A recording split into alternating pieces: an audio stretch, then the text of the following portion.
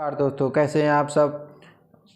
मैं हूं केपी और आप देख रहे हैं केपी कॉम्बो। दोस्तों, आज हम आपके लिए लेके आए हैं भारतीय संविधान के कुछ महत्वपूर्ण प्रश्न। जी हाँ दोस्तों, जो क्वेश्चन ये बार बार परीक्षाओं में पूछे जा चुके हैं और आगे भी पूछे जाने की संभावना से बहुत ही ज़्यादा युक्त हैं ये प्रश्न।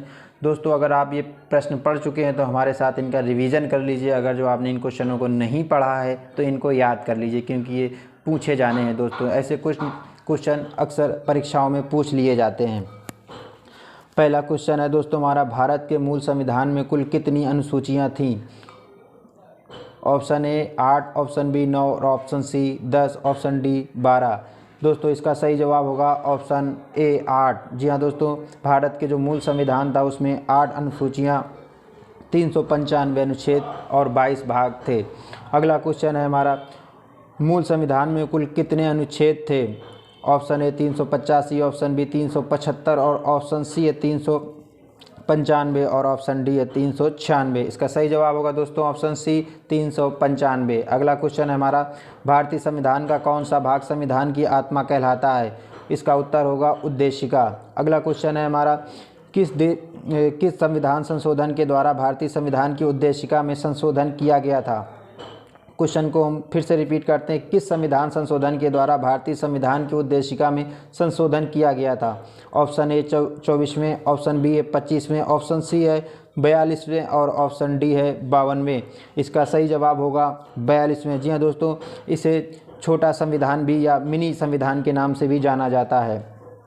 अगला क्वेश्चन है, भारतीय संविधान किस प्रकार की नागरिकता प्रदान करता है। उत्तर है एकल नागरिकता। अगला क्वेश्चन है हमारा, भारतीय संविधान में एकल नागरिकता का प्रावधान किस देश से लिया गया है। ऑप्शन ए है दोस्तों, थोड़ा सा दोस्तों कट रहा है, आवाज़ सही है। भारतीय संविधान में एकल नागरिकता का प्रावधान किस देश से लिया गया है। Option A America, option B Ireland और ऑप्शन सी है ब्रिटेन और ऑप्शन डी है फ्रांस। इसका सही जवाब होगा ऑप्शन सी ब्रिटेन। जी हाँ दोस्तों, ये ब्रिटेन से लिया गया है।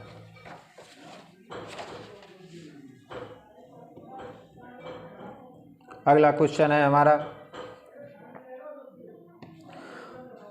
संविधान के किस अनुच्छेद के अंतर्गत अस्पृश्यता का उन्मूलन किया गया है। जी हाँ दोस्तों, इसे छुआछूत का कानून भी कहा जाता है। इसमें ऑप्शन ए है अनुच्छेद 17, ऑप्शन बी है अनुच्छेद 27 और ऑप्शन सी है अनुच्छेद 37 और ऑप्शन डी है अनुच्छेद 57। इसका सही जवाब होगा ऑप्शन ए अनुच्छेद 17। अगला क्वेश्चन है, भारत के राष्ट्रपति को उनके कार्यकाल की समाप्ति से पूर्व किस प्रकार हटाया जा सकता है। क्वेश्चन को हम फिर से पढ़ देते हैं, भारत के राष्ट्रपति को उनके कार्यकाल की समाप्ति से पूर्व किस प्रकार हटाया जा सकता है। इसका सही जवाब होगा दोस्तों महाभियोग के द्वारा।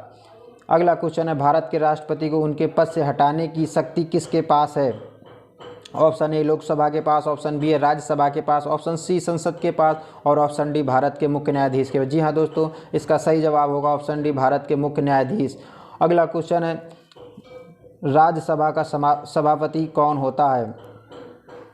ऑप्शन ए है प्रधानमंत्री, ऑप्शन बी लोकसभा अध्यक्ष, ऑप्शन सी है उपराष्ट्रपति और ऑप्शन डी है राष्ट्रपति। जी हाँ दोस्तों, राज्यसभा का जो पदेन अध्यक्ष होता है वो उपराष्ट्रपति होता है। अगला क्वेश्चन है, केंद्र सरकार का प्रमुख कौन होता है।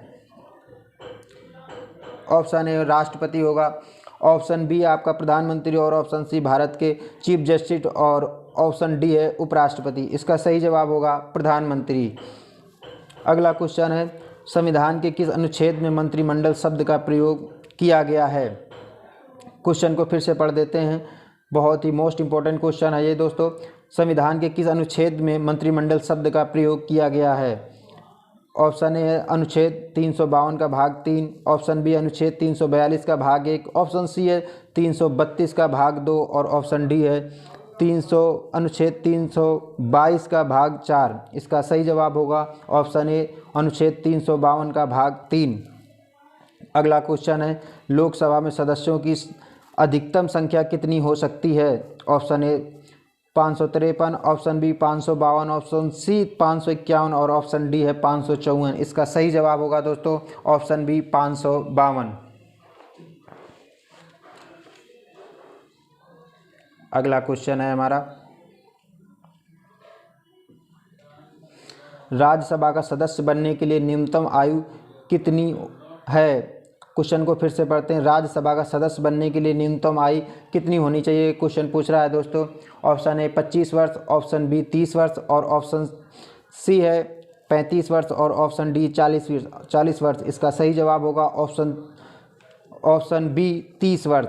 जी हाँ दोस्तों, अगर जो आप लोकसभा का चुनाव लड़ना चाहते हैं या प्रधानमंत्री बनना चाहें तो उसके लिए आपकी उम्र 25 वर्ष से ही काम चल जाएगा। अगला क्वेश्चन है, संसदीय व्यवस्था में शून्यकाल किस देश की देन है। बहुत ही मोस्ट इंपॉर्टेंट क्वेश्चन है दोस्तों।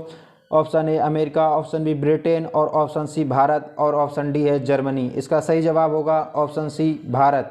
अगला क्वेश्चन है, भारतीय संविधान के निर्माण काल में संविधान सभा के कुल कितने अधिवेशन हुए थे। क्वेश्चन को फिर से पढ़ते हैं। भारतीय संविधान के निर्माण काल में संविधान सभा के कुल कितने अधिवेशन हुए थे। Option A 11, option B 12, option C 13 और ऑप्शन डी 9। इसका सही जवाब होगा दोस्तों 12 अधिवेशन हुए थे। अगला क्वेश्चन है, भारतीय संविधान में मौलिक कर्तव्यों का विचार किस देश के संविधान से लिया गया है। क्वेश्चन को फिर से पढ़ते हैं। भारतीय संविधान में मौलिक कर्तव्यों का विचार किस देश के संविधान से लिया गया है। ऑप्शन ए होगा आयरलैंड, ऑप्शन बी होगा अमेरिका, ऑप्शन सी होगा रूस और ऑप्शन डी है दक्षिण अफ्रीका। इसका सही जवाब होगा ऑप्शन सी रूस। अगला क्वेश्चन है, भारत के संविधान में सम्मिलित आपातकालीन उपबंध किस देश के संविधान से प्रेरित हैं। क्वेश्चन को हम फिर से पढ़ लेते हैं। भारत के संविधान में सम्मिलित आपातकालीन उपबंध किस देश के संविधान से प्रेरित हैं। Option A Germany, option B तुर्की, ऑप्शन सी फ्रांस और ऑप्शन डी इंग्लैंड। इसका सही जवाब होगा दोस्तों ऑप्शन ए जर्मनी। अगला क्वेश्चन है हमारा, भारत से बाहर लगातार कितने वर्षों तक रहने पर भारतीय नागरिकता समाप्त कर दी जाएगी। जी हाँ दोस्तों, फिर से क्वेश्चन को हम दोहरा लेते हैं। भारत से बाहर लगातार कितने वर्षों तक रहने पर भारतीय नागरिकता समाप्त कर दी जाएगी। ऑप्शन ए 8 वर्ष, ऑप्शन बी 7 वर्ष और ऑप्शन सी 5 वर्ष, ऑप्शन डी है 6 वर्ष। इसका सही जवाब होगा ऑप्शन बी 7 वर्ष। अगला क्वेश्चन है,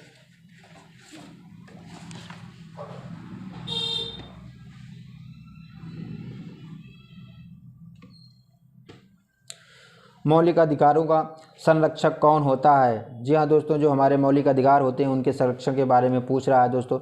ऑप्शन ए न्यायपालिका, ऑप्शन बी है प्रधानमंत्री, ऑप्शन सी है राष्ट्रपति, ऑप्शन डी है महान्यायवादी। इसका सही जवाब होगा दोस्तों न्यायपालिका। जी हाँ दोस्तों, हमारे मौलिक अधिकारों का ख्याल हमेशा न्यायपालिका ही रखती है। अगला क्वेश्चन है, सर्वोच्च न्यायालय के न्यायाधीश को उसके पद से हटाने का अधिकार किसके पास है।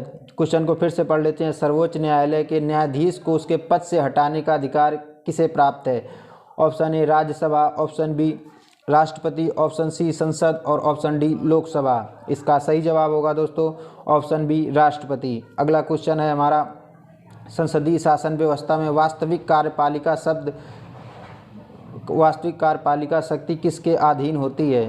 क्वेश्चन को फिर से दोहरा लेते हैं। संसदीय शासन व्यवस्था में वास्तविक कार्यपालिका शक्ति किसके अधीन होती है। ऑप्शन ए प्रधानमंत्री, ऑप्शन बी राष्ट्रपति, ऑप्शन सी है भारत के CGI और ऑप्शन डी है संसद। इसका सही जवाब होगा ऑप्शन ए प्रधानमंत्री।